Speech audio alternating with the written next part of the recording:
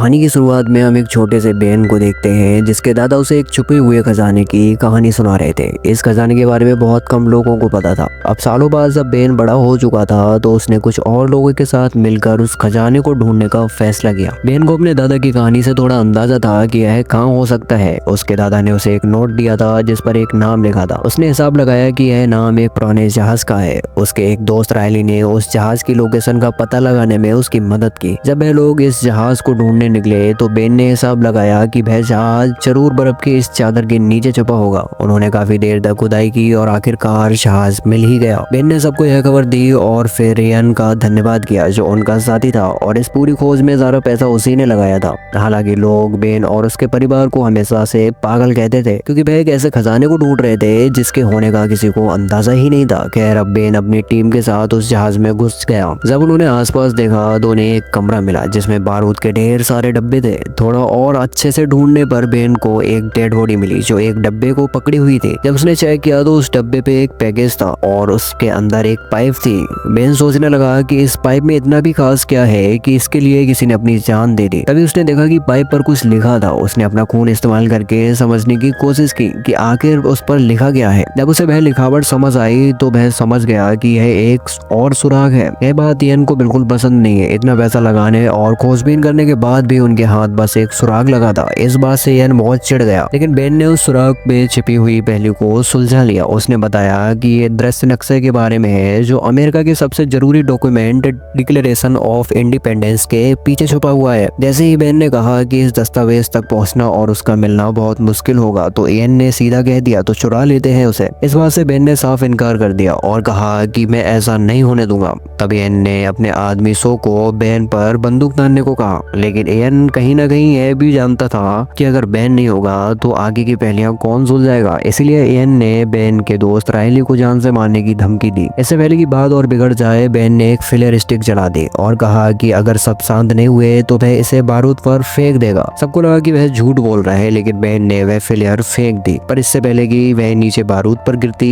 Ian ने उसे पकड़ लिया, लेकिन इयन यह जानता ही नहीं था कि उसके हाथ पर भी थोड़ा बहुत बारूद लगा हुआ है। अचानक उसके हाथ में आग लग गई जिसके बाद उसने फ्लेयर को छोड़ दिया और अब वह फ्लेयर स्टिक नीचे पड़े बारूद पर जा गिरी। बारूद की वजह से जहाज के फटने से पहले ही इयन और सभी लोग वहां से भाग गए। उन्होंने बेन और रायली को अंदर ही छोड़ दिया, लेकिन ऐन मौके पर बेन को एक गुप्त दरवाजा मिला जिसकी मदद से वो और रायली बच निकले। पूरा जहाज फट गया और इयन को लगा कि बेन और रायली अब मर चुके हैं। शहर लौटने के बाद बेन और रायली FBI के हेडक्वार्टर्स गए और उन्होंने एक टिप दी कि कुछ ही दिनों में एक आदमी डिक्लेरेशन ऑफ इंडिपेंडेंस को चुराने वाला है, लेकिन उनकी इस बात पर किसी ने विश्वास ही नहीं किया। फिर वे दोनों नेशनल आर्काइव्स म्यूजियम गए जहाँ वो डॉक्यूमेंट मौजूद था। उन्होंने वहाँ के डायरेक्टर एबिगेल से मिलने की कोशिश की, लेकिन जब उन्होंने उसे वह कहानी सुनाई और बताया कि इस डॉक्यूमेंट के पीछे एक नक्शा छुपा है तो एबिगेल ने उनकी बात पर विश्वास नहीं किया। उसे लगा कि उनकी सारी बातें झूठी हैं। जब एबिगेल के ऑफिस से निकल रहे थे तो दोनों ने दस्तावेजों को देखा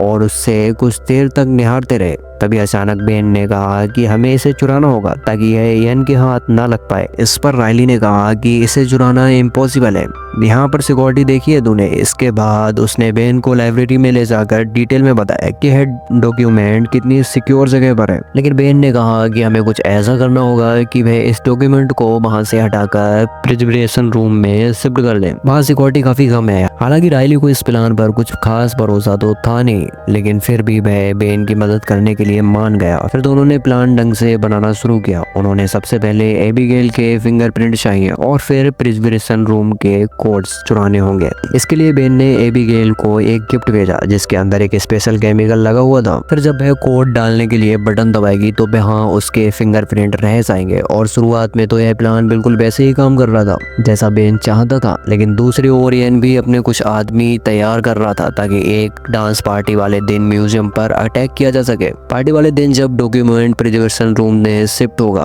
बेन स्टाफ का बेस बनाकर बिना किसी परेशानी की बिल्डिंग के अंदर घुस जाएगा। उसने वापस अपने कपड़े बदले और एबिगेल से मिला। एबिगेल उसे देखकर चौंक गई। बेन ने झूठ कहा कि उसने म्यूजियम को एक बहुत बड़ा डोनेशन दिया है और फिर मौका पाते ही उसने एबिगेल का चैंपियन ग्लास चुरा लिया जिस पर उसके फिंगरप्रिंट लगे हुए थे। इस बीच इयन और उसके आदमी भी म्यूजियम में आ गए। वो एक अंडरग्राउंड टनल के जरिए बिल्डिंग में घुसे। थोड़ी देर बाद बेन प्रिजर्वेशन रूम में पहुंच गया, लेकिन जब राहेली कैमरा से उस पर नजर रखे हुआ था तो एन के एक आदमी ने उनका एक्सेस ब्लॉक कर दिया। बेन ने फैसला किया कि वह डॉक्यूमेंट को पूरे फ्रेम के साथ ही लिफ्ट के जरिए नीचे ले जाएगा। जैसे ही वह बाहर निकला तो एन और उसके लोगों ने उसे देखा और वह चौंक गए क्योंकि उन्हें तो लगा था कि बेन मर चुका है। उन्होंने उसे देखते ही उस पर गोलियां चलाई, लेकिन बेन ने डिक्लेरेशन ऑफ इंडिपेंडेंस के उस डॉक्यूमेंट को आगे कर दिया। उस पर बुलेट प्रूफ ग्लास लगा था जिसने बेन को बचा लिया। आखिरकार किसी तरह बेन लिफ्ट में घुस गया और उसने डॉक्यूमेंट को उसके प्रोटेक्टिव कवर से बाहर निकाला। जैसे ही बेन बाहर निकलने लगा उसने एबिगेल की नजरों से बचने की कोशिश की, जिसने यह कंफर्म कर लिया था कि बेन का नाम गेस्ट लिस्ट में ही नहीं था। इसके बाद बेन म्यूजियम के एक स्टोर में छुप गया, लेकिन जब वह डॉक्यूमेंट के साथ वहां से निकलने लगा तो कैशियर ने सोचा कि वो डॉक्यूमेंट की कॉपी चुराने की कोशिश कर रहा है जो बिल्कुल सेम साइज में वहां सेल पर थी। उसने बेन से कहा कि तुम्हें पेमेंट करनी होगी वरना सिक्योरिटी बुला रहा हूं मैं। बेन ने वहां से चुपचाप बचकर निकलने के चक्कर में एक कार्ड से पेमेंट कर दी क्योंकि उसके पास ज्यादा कैश नहीं था। जब वह बाहर जा रहा था तो एबिगेल ने उसे देख लिया और उसका पीछा करने लगी। जैसे ही बेन ने वो डॉक्यूमेंट रायली की बेन के पिछले हिस्से में डाला तो एबिगेल ने उससे पूछा कि तुम क्या कर रहे हो। इसके बाद बेन के हाथों में डॉक्यूमेंट देखकर एबिगेल समझ गई कि उसने क्या किया है। ये देखते ही एबिगेल चिल्लाने लगी, जिसके बाद बेन ने चुपचाप वो डॉक्यूमेंट उसे वापस कर दिया। इसके बावजूद भी जब वह आसपास की पुलिस को बुलाने लगी तो हेन ने उसे डॉक्यूमेंट के साथ देख लिया और अपने आदमियों को उसके पीछे छोड़ा। बेन ने एबिगेल को बचाने की कोशिश की, लेकिन एन के आदमी उसे पकड़ कर ले गए। इसी बीच म्यूजियम गार्ड्स को पता चल गया कि डॉक्यूमेंट चुरा लिया गया है। तुरंत ही पूरा म्यूजियम लॉकडाउन में चला गया और FBI को बुला लिया गया। एन ने बेन में एबिगेल से कहा कि यह डॉक्यूमेंट मेरे हवाले कर दो, लेकिन एबिगेल ने सीधे तौर पर मना कर दिया। अचानक उनकी बेन के सामने कुछ आ गया तो ड्राइवर को कट मारना पड़ा। इस झटके से पीछे मौजूद सभी लोग गिर गए और एबिगेल ने इस मौके का फायदा उठाते हुए भागने की कोशिश की, लेकिन वह पूरी तरह निकल नहीं पाई। बेन बस के दरवाजे से लटक कर रह गए। उधर रायली और बेन ने उनका पीछा किया ताकि वह एबिगेल की मदद कर सके। तभी बेन ने मौका देखकर एबिगेल को रैली की बेन में खींच लिया, जिससे उसकी जान बच गई। वह लोग अब मेन रोड से हट गए, लेकिन जब येन ने रुकने के बाद डॉक्यूमेंट खोला तो उसे पता चला कि वह तो नकली है। बेन उन्हें चकमा देकर भाग गया था। एगिल बहुत नाराज था कि बेन ने वह डॉक्यूमेंट चुराया और वह किसी गुंडे के हाथ में है, लेकिन तभी बेन ने असली डॉक्यूमेंट निकाला और बताया कि उसने एक नकली भी खरीद लिया था ताकि अगर कुछ प्रॉब्लम हो तो असली वाला सेफ रहे। बेन ने यह भी बताया कि मैंने सिर्फ डॉक्यूमेंट इसलिए चुराया था ताकि इयन उसे न चुरा ले, क्योंकि वह खजाना ढूंढने के लिए बेताब है। जब बेन और रायली ने सोचा कि डॉक्यूमेंट के पीछे कोई केमिकल लगाकर क्लू ढूंढते हैं तो एबिगेल ने साफ मना कर दिया। उसने कहा कि ऐसे तो यह खराब हो जाएगा, लेकिन रायली ने उसे टेंशन न लेने को कहा क्योंकि वह भी ऐसा कुछ नहीं करने वाले हैं जिससे यह डॉक्यूमेंट खराब हो जाए। लेकिन उनके पास जो सामान तैयार पड़ा था वह बेन के घर पर है और बेन अब वहां जा नहीं सकता क्योंकि FBI उन्हें ढूंढते हुए पहले ही वहां पहुंच गई होगी। उसके पास कैश नहीं था तो उसने म्यूजियम में अपना कार्ड इस्तेमाल किया था और अब उनकी लोकेशन को ट्रैक किया जा रहा होगा। जैसे ही वे लोग बेन साइड में रोक कर सोचने लगे, बेन ने कहा कि कुछ जरूरी चीजें हैं जो खजाना ढूंढने में जरूर काम आएंगी, लेकिन वो सब मेरे घर पर है। उनमें से एक चीज फ्रैंकलिन नाम के इंसान के लिखे हुए कुछ लेटर्स थे जो उस खजाने से जुड़े हुए हैं। बेन को याद आया कि उसके पिता के पास उन लेटर्स की कॉपी थी, इसलिए उसने फैसला किया कि वो उनके पास जाएगा। एबिगेल ने उस डॉक्यूमेंट के साथ भागने की कोशिश की, लेकिन बेन ने उसे रोका। बड़ी बहसबाजी के बाद वह भी उनके साथ जाने को मान गई क्योंकि अब वह भी देखना चाहती थी कि आखिर यह खजाना कहाँ पर है। इसी दौरान FBI एजेंट सिडुस्की ने बेन के घर पर रेड की। उन्होंने वहाँ बेन की काफी सारी चीजें मिली, वो चिट्ठियां भी जिनके बारे में बेन बात कर रहा था। साथ ही उसने अपने लोगों को बेन के परिवार वालों का पता लगाने को कहा। थोड़ी देर बाद बेन अपने पिता पैट्रिक के घर पहुंचा। पैट्रिक ने कहा कि मेरा एक ही सपना है कि तुम मुझसे मिलने आए, लेकिन खजाने के बारे में नहीं। जिस पर बेन ने कहा कि हाँ तो मैं आपसे मिलने ही तो आया हूँ। पापा बेटा साथ में टाइम स्पेंड करेंगे, मजा आएगा। बस एक बार वो लेटर्स होंगे आपके पास, वो दे दो मुझे, फिर करते हैं टाइम स्पेंड। इस बात से पैट्रिक बहुत गुस्सा हो गया। उसने कहा कि किसी की गलती से सीखते हो कि नहीं तुम। मैंने अपनी पूरी जिंदगी इस खजाने को ढूंढने में झोंक दी, तुम भी अपनी जिंदगी ऐसे ही खराब करना चाहते हो। उसने कहा कि ऐसा कोई खजाना नहीं है, यह सिर्फ देश के दुश्मनों को गुमराह करने के लिए बनाया गया है। यह बस ऐसे ही कहानी बना दी किसी ने। लेकिन बेन ने अपने पिता की बात पर ध्यान नहीं दिया। थोड़ी देर बाद जब उन्होंने उस डॉक्यूमेंट के पिछले हिस्से की जांच की तो उन्हें कुछ खास कोड्स मिले जो उन चिट्ठियों से जुड़े हुए हैं जिनके लिए वह यहाँ पर आए थे। तब बेन ने दोबारा पैट्रिक से वह चिट्ठियां मांगी तो पैट्रिक ने कहा कि मैंने तुम्हें पहले ही उन्हें फिलाडेल्फिया के एक म्यूजियम को दे दिया है। यह सुनकर बेन बेन एबिगेल और राइली के साथ वहाँ से चला गया। जब FBI पैट्रिक के घर पहुंची तो उन्होंने सिर्फ पैट्रिक एक कुर्सी से बंधा हुआ मिला। उसने कहा कि मेरा बेटा ऐसे ही बांध के चला गया मुझे, साथ ही मेरी गाड़ी भी ले गया। जिसके बाद सेडुस्की ने तुरंत अपने लोगों को गाड़ी का नंबर ट्रैक करने को कहा। दूसरी तरफ इयन को भी समझ आ गया था कि जो सुराग उन्हें उस जहाज में मिला था वो उन्हीं चिट्ठियों से जुड़ा हुआ है। थोड़ी रिसर्च के बाद उसे पता चला कि फिलाडेल्फिया में उन लेटर्स की कॉपीज हैं और वह तुरंत वहां जाने के लिए निकल पड़ा। राइली जब वो कोड पता लगाने की कोशिश कर रहा था तो एक छोटा बच्चा उसके पास आया। राइली से हो ना हो लेकिन उस बच्चे ने सारे कोड बड़े आसानी से सॉल्व कर दिए। यन भी वहां टाइम पर पहुंच गया और वो लड़का जब आखिरी बर्ड का पता लगाने जा रहा था तो यन से टकरा गया। यन ने देखा कि यह लड़का कुछ तो पेपर पे सॉल्व कर रहा है तो उसने लड़के का पीछा किया, लेकिन जब तक लड़का वापस पहुंचा तब तक राइली वहां से निकल चुका था, क्योंकि राइली ने खुद ही आखिरी बर्ड का पता लगा लिया था। जिसके बाद वह सीधा बेन और एबिगेल के पास पहुंचा ताकि उन्हें वह कोडेड मैसेज बताए जो उसने लेटर से निकाला था। इसके बाद बेन, एबिगेल और राइली तीनों मैसेज को डिकोड करने में लग गए। उन्होंने हिसाब लगाया कि जरूर यह सुराग इंडिपेंडेंस हॉल के बाहर वाली घड़ी की तरफ इशारा करता है। यह समझ में आते ही तीनों वहां अकेले निकल पड़े ताकि अगला क्लू जल्द से जल्द ढूंढ सके। वही दूसरी तरफ इयन ने भी उस क्लू वाले लड़के को पैसे देकर पता लगा लिया कि आखिर उसने राइली को क्या बताया था। जल्दी इयन भी